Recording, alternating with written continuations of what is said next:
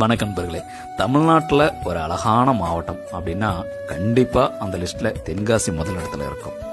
ஏன்னா ஒரு மாவட்டத்தில் ஒரு சில இடம் அழகாக இருக்கும், ஆனால் ஒரு மாவட்டமே அழகாக இருக்குது அப்படின்னா கண்டிப்பாக தென்காசி தாங்க.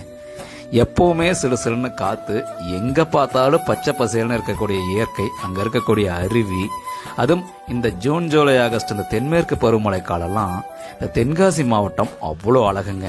வாழ்க்கையில் ஒரு முறையாவது அந்த மாவட்டத்தை போயிட்டு ஃபுல்லாக சுற்றி பார்த்துடணும். ஏன்னா அங்கே வீசுகிற அந்த சாரல் காற்றும் சாரல் மலையும் இருக்கு பாருங்க, இந்த தென்காசி சாரலை அனுபவிக்கிறதுக்குன்னு தனியாக ஒரு வாழ்க்கையே வேணுங்க. அந்த அளவுக்கு அழகான ஊருங்க.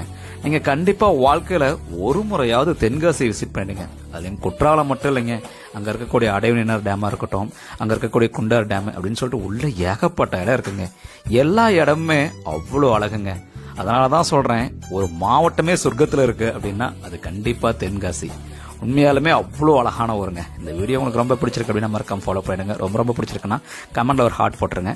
அப்புறம் நீங்கள் திருநெல்வேலி தென்காசி பக்கம் அப்படின்னா மறக்காம கமெண்ட்ல சொல்லிடுங்க. வேற ஏதாவது கருத்துனாலும் கமெண்ட்ல சொல்லிடுங்க. நன்றி நண்பர்களே.